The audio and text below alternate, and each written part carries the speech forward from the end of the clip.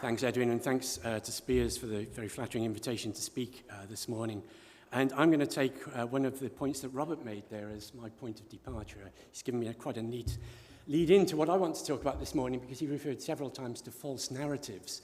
And one of the points I'd like to leave behind this morning is the idea that if you only see the economy through the lens of the public debate about economics, if you only look at the economy through the lens of the media, you're going to get a misinterpretation. You're going to misinterpret what's going on in terms of the economy. So the title of my talk is Climbing the Wall of Worry. There is usually a wall of worry out there. Since last autumn, it's felt particularly big and particularly insurmountable. But we will climb it. We will get through this. And that's the thing to focus on rather than the individual components in the wall. Now, before I move on in the rest of my 15 minutes to talk about how we would deal with some of the bricks in that particular wall, I do want to say a little bit about why this false narrative, perhaps, in this context. Why does this wall of worry exist? Because I've thought a lot about this. I've been lucky enough to be doing this job for a long time, and the more I do it, the more I'm fascinated by the things that we say in public about economics and finance. And I can see three related reasons. Firstly, you have to remember that the news industry makes news like manufacturers make widgets. If nothing happens today, there will still be a news at 10 tonight. There will be the Financial Times tomorrow morning. They will be full of words. That doesn't mean that something important has happened. Second point, and this is going to sound crazy, please bear with me. I carry no card at all, no torch at all for the policies of the hapless Truss regime. But one thing that I think the short-lived Prime Minister, she did get one thing right. Second point in this development of the false narrative, there is an economics establishment. That economic establishment is overwhelmingly Keynesian. Even our monetarists are Keynesian. What do I mean by that? We're fixated by spending. We're not at all interested in what we make or produce as a country. You will not find many economists engaging in discussions about what we're good at doing on the supply side of the economy. The supply side has nothing to do with tax rates for higher paid people. That's completely mistaken. But there is a case for supply side, a bigger supply side focus. The establishment is also Malthusian. It thinks we're about to run out of important things. It's felt that for 200 years. There are some things which are scarce, but not everything is as scarce as the establishment believes it to be. Overwhelmingly, the establishment views balance sheets in a very one-sided way. In the establishment balance sheet, there are only liabilities. There are no assets.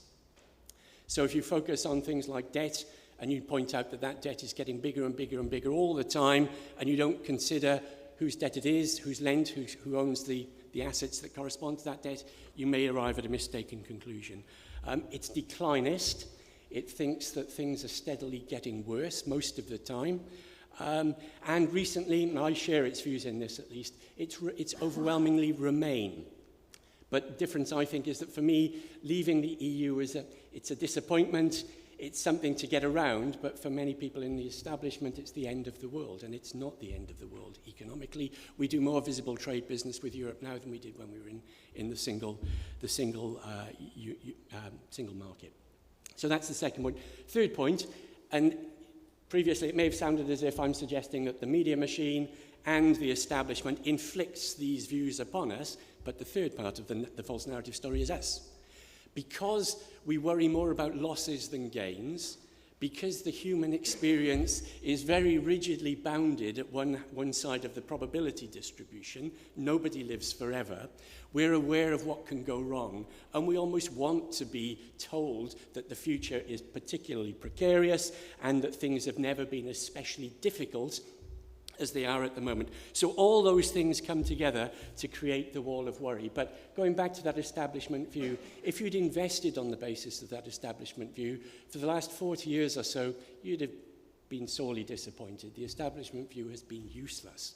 It failed to note that the UK economy was about to double in size. Remember, back in the day, we said Mrs. Thatcher was destroying it.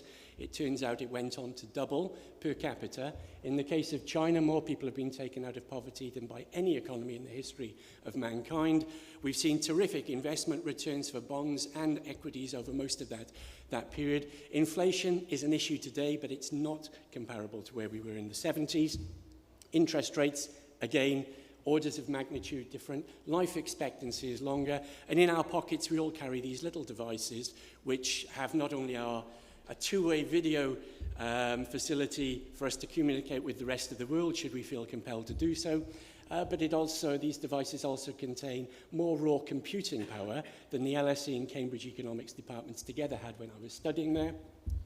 Access to the Western canon of art, music, literature, and all our photographs and everything else. Nobody anticipated this, and the Financial Times and The Economist have barely reported it, choosing instead to focus mostly on what could go wrong. So let's talk about the components of the wall of worry rant over. Let's talk about some of the bricks in this wall of worry. There are lots of them. There isn't time to do justice to each of them at the moment. I've put geopolitics towards the top, and I'll come on to saying why that's the case in a moment. I was very struck with something that Robert said. I wouldn't have put it quite so strongly, but I think we're in agreement on one point there, at least. But many of these other things people have been worrying about for quite some time. Most recently, in terms of those bricks in the wall of worry, the banks have been added to that extending list of potential worries, and in some cases, understandable worries. I'm not saying that these things are without foundation. I'm simply saying that we don't keep them in perspective. We allow them to take on an overwhelming appearance that they don't necessarily have. When it comes to the banks, remember Peter Cook said once, "I've learned from my mistakes. I'm sure I could repeat them exactly." And I think he had the bank managements in mind when he said that each cycle banks seem collectively to find new ways of losing money. I should say immediately, we don't think of ourselves at Rothschild as a deposit-taking institution. We don't do mainstream lending. We don't think of ourselves as a bank as such. Are these banking woes out there on a scale with what we saw back in 2008? We think not. To the extent that we can track bank capital, there seems to be more of it. To the extent that we can track bank assets, they don't seem to be as indulgent, or they don't seem to have been chasing as risky returns as they were back in the noughties. So subprime real estate lending has not been the driving force of this cycle. We haven't seen horrible complexity in financial instruments. And of course, the authorities now are pretty practiced at intervening rapidly in support of the system. That doesn't guarantee that we get out of this safely, but for me, it suggests that systemic risk at the moment ought to be smaller than it was back in 2008. And an analogy that people like to use is to say, well, the flapping of a butterfly's wings can cause a tornado on the other side of the world. I think sometimes they've misunderstood the analogy. Nobody ever said that really happened. It's just a neat way of illustrating what one institution like Lehman's can do to the global system if circumstances are right. But of course, there are infinitely more butterflies than tornadoes. If every time a butterfly flapped its wings there was a tornado, we wouldn't exist. So, bit of perspective here. This does not mean I think that the banks will escape scot-free. I think the cause of banking reform has taken another move forwards. I don't know exactly what the solution will look like, but I think the core is, it's not fractional reserve banking, it's not fiat money. The core of the difficulty seems to me to be the fact that depositors don't realize that they're lenders. If they realised that they were lenders, they'd have a different approach to their deposits. So I think going forwards, what we're going to do eventually is we will somehow drive a wedge between credit creation and money creation. I don't know what that means for the bank's business model. I'm sure it will change hugely. We don't have to have banks as they are today. Longer term, then, I think we will see monetary reform. It won't involve a return to metal currencies because the gold standard wasn't perfect. We didn't choose to leave the gold standard. It fell apart because it wasn't a viable institution. So we're not going back to metal. Instead, my money is on some sort of digital currency, but not cryptocurrency. Cryptocurrency is not engineered to be a transactions instrument. The technology is wrong. It's not fit for purpose. It's too clunky. It cannot compete even with credit cards. So maybe central bank digital currencies eventually on a centralized ledger. I have no problems personally with ledgers being centralized if I trust the people whose ledger it is. So longer term, financial reform, perhaps digital currencies, taking another move forwards. Moving on to the other stuff, cyclical fears that we have today, the cost of living crisis, horrible though it is for poor families. We've been around this course many times before. We know where inflation comes from. We can't predict it as neatly as we would like, but we can gauge when it's a big problem, when it's a manageable problem. For me, this is a manageable problem. A 1970s type wage price spiral is extremely unlikely. And I also would feel that whether there is or isn't a technical recession, again, is missing the point. The media will have a field day talking about it if it arrives. It's not important. What is important is whether we face a significant economic downturn or something which is relatively short-lived and mild. And there is no reason, as I see it, as to why we should be facing a significant economic downturn. And I mean by that something which would push unemployment from 4 to 8, or which would hit corporate earnings by a fifth to a quarter, rather than by a few percentage points or thereabouts. So I think we can avoid slump. That does mean that interest rates are not going to come rattling back down anytime soon. The central banks have not been, history will not be kind to central banks recently. They've managed almost to capsize a boat in a calm sea. And yep, some of the problems with inflation come externally from the supply side, from energy prices, but an awful lot of them have come about because collectively the central banks thought it was a good idea to have record lows in unemployment coinciding with record lows in interest rates. In what world was that a good idea? So going forwards, the central banks have a big credibility gap to close. They have to re-establish their monetary credibility. They're probably not going to allow interest rates to come back down in a hurry, even if the economy needed that to happen. So for us, it's more of a plateau than a peak in interest rates. Some of the other bricks, some of these more structural bricks in that wall, there isn't time to talk about them today, but in terms of debt, demographics, for the best part of a quarter century, people have been misreporting those problems. The system as a whole cannot be insolvent, it can only be illiquid. Financial crises come about because of a shortage of liquidity, which may be caused by an individual institution going insolvent, but there cannot be too much debt in aggregate, because for every borrower there is a lender. There are assets as well as liabilities. There is no demographic time bomb because labour force participation rates, unemployment rates are much more flexible than the demography alone seems to suggest. The environment, even there, the problems that we face, I suspect, are more manageable. I won't minimise them, but I do think they're manageable rather than insurmountable. Brexit, also, as I mentioned earlier, for me, there wasn't an economic case for leaving. But again, it's not necessarily the end of the world. Most European economies face a labour shortage at the moment, for example. It's not just the UK. Artificial intelligence has been a particularly hot topic recently. Yep, the breakthroughs in terms of intelligent search engines, fantastic, but keep them in perspective. They are not creating and they are not intelligent in the technical sense. Sometimes they seem to be able to do things which are artistic, but if they can write music in the style of Bach, it's because we played them the Goldberg variations and we told them that we like that sort of stuff. So they can find the rules which underpin that and they can go on to do that sort of thing themselves. So artificial intelligence, it's not intelligence. It's certainly not consciousness, and the idea that there is a singularity looming in which machines will become more conscious and intelligent than we are is the stuff still of science fiction. We're not close to that, not least because we don't understand how our own operating systems up here work.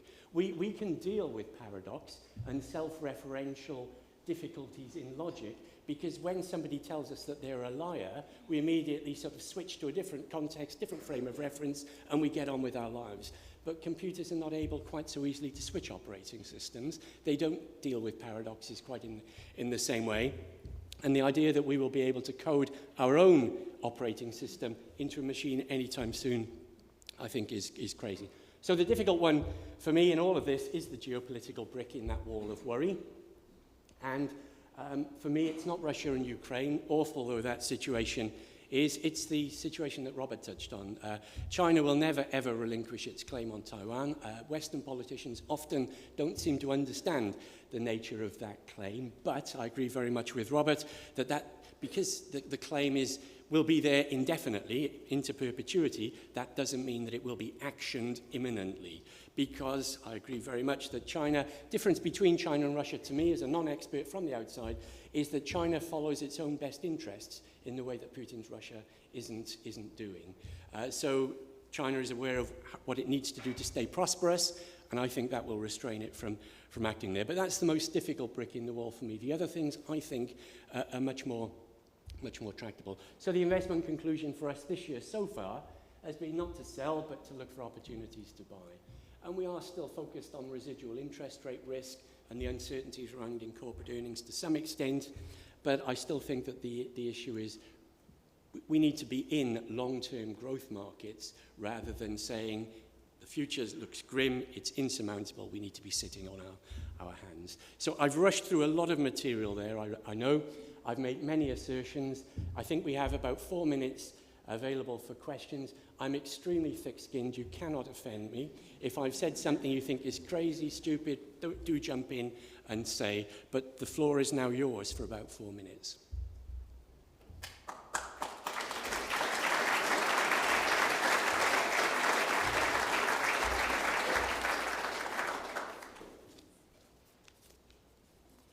I can't believe you all agree with everything I've said there.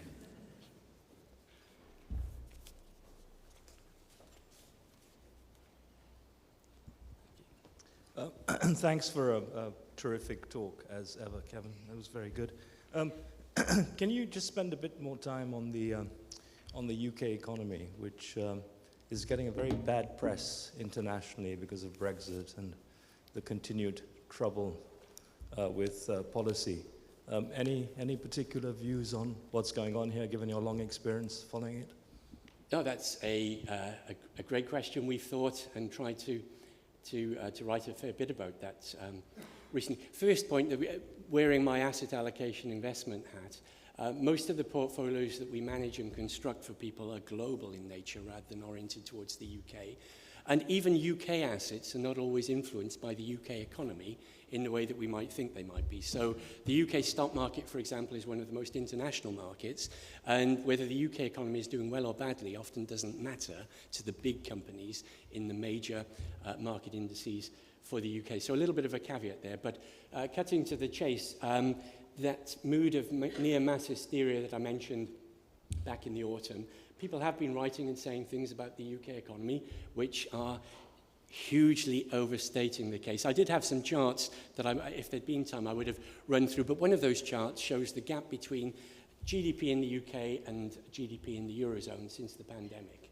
And you may have read in quite a few broadsheets that the UK has lagged the Eurozone over the post-pandemic period. This just goes to show that the UK is another reason for thinking that the UK is the sick man of Europe. Very few people who've written those articles are aware that the Office for National Statistics in 2021 pointed out that we measure output in the public sector in the UK very differently to the way that they measure output in the public sector in the Eurozone. In particular, during the pandemic, if doctors weren't making appointments, if teachers weren't delivering lessons, their output, as we measured it, went down.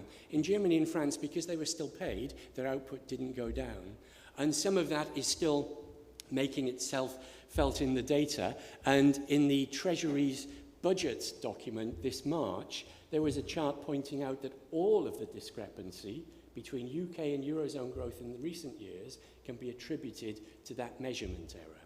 So again, if people had done their homework properly, if the people writing economics articles knew the data, understood the data that they were writing about, that impression wouldn't be quite, of the UK being that bad wouldn't be quite so stark.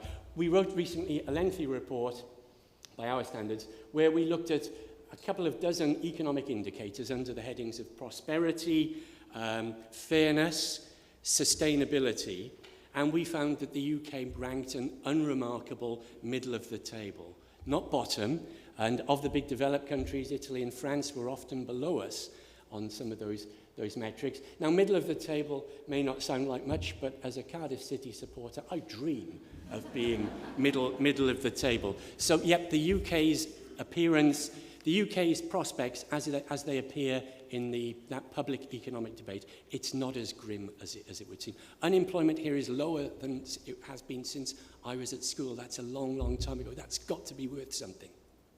So I do think that people are particularly worried excessively about the UK, I agree. Thanks very much for your time. I hope that was useful.